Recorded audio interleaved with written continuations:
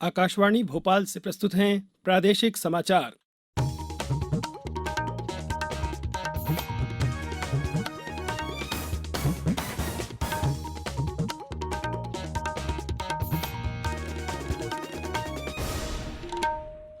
नमस्कार, समाचारों के साथ मैं नवनीत चौबे।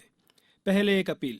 भारत ने कोविड टीकाकरण अभियान के अंतर्गत 100 करोड़ टीके लगाने का लक्ष्य हासिल कर लिया है। इस महत्वपूर्ण कार्य में योगदान करने वाले चिकित्सकों, नर्सों और अन्य स्वास्थ्य कर्मियों का आकाशवाणी अभिनंदन करता है। इसके साथ ही हम आपको सतर्क भी करना चाहते हैं कि कोविड अभी समाप्त नहीं हुआ है। आप सभी से हमारी अपील है कि यथाशीघ्र दोनों टीके लगवाएं और अन्य लोगों को भी टीके लगवाने के लिए प्रेरित करें। विवाह और अन्य समारोहों के दौरान इन 3 आसान उपायों का पालन अवश्य करें। मास्क पहनें, 2 गज की दूरी बनाए रखें, हाथ और चेहरा साफ रखें। कोविड से संबंधित कोई भी जानकारी और मार्गदर्शन के लिए राष्ट्रीय हेल्पलाइन नंबर 011-23978046 और 1075 पर संपर्क करें। अब इस बुलेटिन के समाचार। सबसे पहले मुख्य समाचार। प्रदेश में कोविड-19 वैक्सीन लगाने का आंकड़ा 8 करोड़ के पार पहुंचा। राज्यपाल मंगू भाई पटेल ने कहा, शिक्षा का उपयोग समाज और देश की भलाई के लिए होना चाहिए। खंडवा जिले में छठा जल महोत्सव शुरू। मुख्यमंत्री ने हनुवंतिया को सिंगापुर के सेंटोसा आइलैंड जैसा सुंदर बताया। और भोपाल सहित कई जिलों में छाए बादल, सिवनी में हुई बारिश। अब समाचार विस्तार से। प्रदेश में कोविड-19 वैक्सीन लगाने का आंकड़ा 8 करोड़ के पार पहुंच गया है। 20 नवंबर तक 8 करोड़ 37,319 पात्र नागरिकों को कोरोना वैक्सीन की डोज लग चुकी है। इसमें से 5 करोड़ 6,09,455 को वैक्सीन की प्रथम डोज और 2 करोड़ 94,27,864 नागरिकों को दोनों डोज लग चुकी है।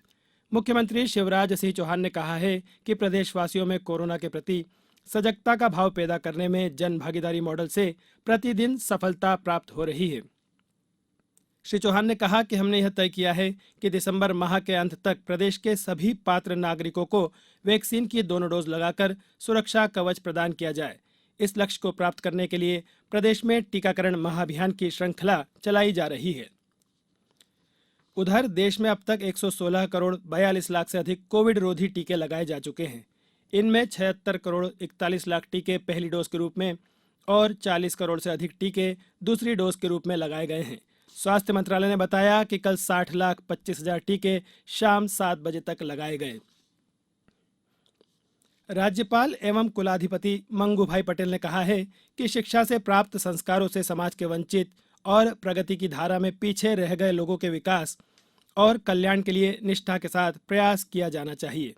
राज्यपाल कल ग्वालियर में आईटीएम विश्वविद्यालय के दीक्षांत समारोह को संबोधित कर रहे थे।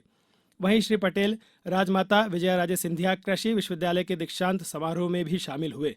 यहां उन्होंने कहा कि हमारे कृषि विश्वविद्यालय कृषि विकास और परिवर्तन के केंद्र बिंदु हैं। विश्वविद्यालयों को वैश्विक बाजार की मांग के अनुसार राज्य में कृषि उत्पादन बढ़ाने के उपाय बताना चाहिए। दीक्षांत समारोह में कृषि मंत्री कमल पटेल और उद्यानिकी व खाद्य प्रसंस्करण राज्य मंत्री भारत सिंह कुशवाहा बतौर विशिष्ट अतिथि मौजूद थे। इंदौर ने वर्ष 2017 से लगातार 5वीं बार देश का सबसे स्वच्छ शहर होने का तमगा हासिल किया है। देश के 342 शहरों में स्वच्छता की प्रतिस्पर्धा में इंदौर ने यह उपलब्धि हासिल की है। राष्ट्रपति रामनाथ कोविंद ने नई दिल्ली में आयोजित एक समारोह में इंदौर नगर निगम आयुक्त सुश्री प्रतिभा पाल और कलेक्टर मनीष सिंह को इस अवार्ड से सम्मानित किया। इसके अलावा स्वच्छ सर्वेक्षण 2021 इंदौर को सफाई मित्र सुरक्षा चैलेंज में भी पहला स्थान मिला है। इस बार जल संरक्षण के लिए नाले में तब्दील हो चुकी 21.3 किलोमीटर लंबी कान्हा और 12.4 किलोमीटर लंबी सरस्वती नदी को पुराने स्वरूप में लाने का प्रयास उल्लेखनीय रहा। स्वच्छता अभियान की अगुवाई करने वाली इंदौर नगर निगम आयुक्त सुश्री प्रतिभा पाल ने इस सफलता के बारे में आकाशवाणी को बताया। इंदौर ने जो ये 5वीं बार सबसे साफ शहर का अवार्ड जीता है, वो लगातार पिछले 5 सालों की मेहनत और टीम शहर के लोगों ने, शहर के सभी नागरिकों ने जिस जागरूकता का परिचय दिया है, सफाई का चाहे कोई भी पैरामीटर हो, उसमें बढ़ चढ़कर हिस्सा लेना एक शहर की खूबी है। हम लोग बात करें 2016 की, तो सबने सूखा गीला कचरा अलग करना सीखा। उसके बाद लोगों ने होम कंपोस्टिंग करनी शुरू की। उसके बाद बायो रिमेडिएशन किया। फिर 3R कॉन्सेप्ट पे शिफ्ट हुए। 5वीं साल में लोगों ने अपने घरों के सीवर कनेक्शन को 100% लाइन से जोड़ा। तो इस तरीके का जो कमिटमेंट है स्वच्छता के प्रति वो इंदौर शहर के लोगों का इंदौर को विशेष बनाता है। अब समाचारों में वक्त है एक ब्रेक का। कोविड-19 से बचाव और सुरक्षित रहने के 3 उपाय। मास्क लगाएं, 2 गज दूरी है जरूरी, सुरक्षित दूरी रखें, हाथ और मुंह साफ रखें। ब्रेक के बाद समाचारों में एक बार फिर आपका स्वागत है। मुख्यमंत्री शिवराज सिंह चौहान ने कहा है कि प्रदेश के हर गांव, हर घर तक पानी पहुंचाएंगे। उन्होंने कहा कि पूरे प्रदेश में सड़कों, सिंचाई, पेयजल, शिक्षा, स्वास्थ्य आदि से जुड़ी विभिन्न योजनाओं पर कार्य चल रहा है। श्री चौहान कल सीहोर जिले के ग्राम सिराली में लगभग 23 करोड़ 75 लाख रुपए की लागत से विभिन्न निर्माण कार्यों का भूमि पूजन के दौरान यह बात कही। उन्होंने कहा कि किसानों को सिंचाई के लिए बिजली बिलों में राहत दी जा रही है। किसान को 5 हार्स पावर तक सिंचाई बिजली बिल के लिए केवल 3600 रुपये जमा करने होते हैं, जबकि सरकार द्वारा 53,000 रुपये का भुगतान किया जाता है। मुख्यमंत्री शिवराज सिंह चौहान ने कहा है कि हनुवंतिया सिंगापुर के सेंटोसा आइलैंड जैसा सुंदर है।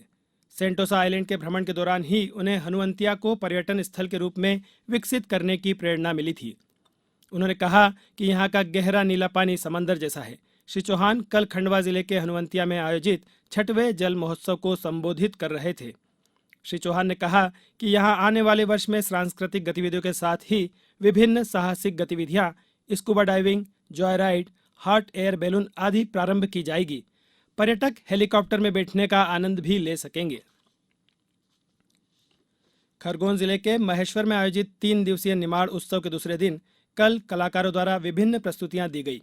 पहली प्रस्तुति इंदौर की प्राजक्ता मोडक एवं साथियों द्वारा भक्ति संगीत से शुरू हुई। वहीं दूसरी प्रस्तुति नागपुर के किशोर हमपाली और साथियों द्वारा गंगा जमुना सरस्वती पर आधारित नृत्य नाटिका की प्रस्तुति हुई। तीसरी प्रस्तुति भोपाल के योगेंद्र सिंह राजपूत और साथियों द्वारा बुंदेली और समकालीन नृत्य विधाओं पर आधारित जया नृत्य नाटिका की दी गई। इस प्रस्तुति के माध्यम से बताया कि मां दुर्गा के 108 नामों में एक नाम जया भी है।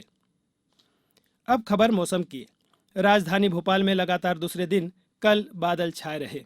वहीं ठंडी हवाओं से दिन का पारा गिर गया। बादलों की वजह से रात का तापमान सामान्य से 4 डिग्री ज़्यादा 18.4 डिग्री दर्ज किया गया। भोपाल के अलावा ज़्यादातर जिलों में भी बादल छाए रहे। वहीं कहीं कहीं बूंदाबांदी भी हुई। सिवनी से हमारे संवाददाता ने बताया है कि जिले में आधी रात से बारिश जारी है।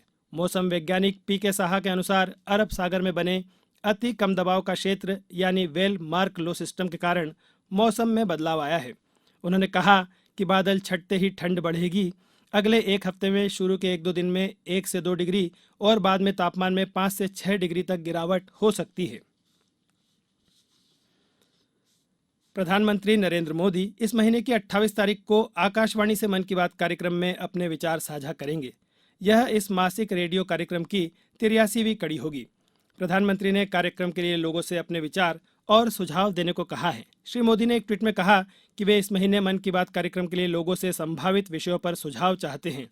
उन्होंने MyGov, नमो ऐप पर सुझाव भेजने या अपने संदेश रिकॉर्ड कराने का आग्रह किया। टोल फ्री नंबर 1800-117800 पर कॉल करके हिंदी या अंग्रेजी में संदेश रिकॉर्ड कराए जा सकते हैं। अब कुछ समाचार संक्षेप में।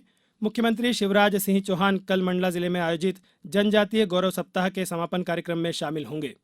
रतलाम में कल शहर का यातायात सुधारने के लिए कलेक्टर एवं पुलिस अधीक्षक सहित जिला यातायात समिति की बैठक हुई, जिसमें प्रमुख मार्गों को एकांगी बनाने का निर्णय लिया गया। जबलपुर जिले के खमरिया में पुलिस ने कल 7,500 लीटर लाहन जब्त कर नष्ट की और नवकरणीय ऊर्जा मंत्री हरदीप सिंह डंग ने मंदसौर जिले के ग्राम पंचायत कुरावन में 2 लाख रुपए से निर्मित स्वागतद्वार और आंगनवाड़ी भवन का लोकार्पण किया। इस बुलेटिन में फिलहाल इतना ही। अंत में एक अपील, मास्क और 2 गज की दूरी, हाथ धोना भी है जरूरी। नमस्कार।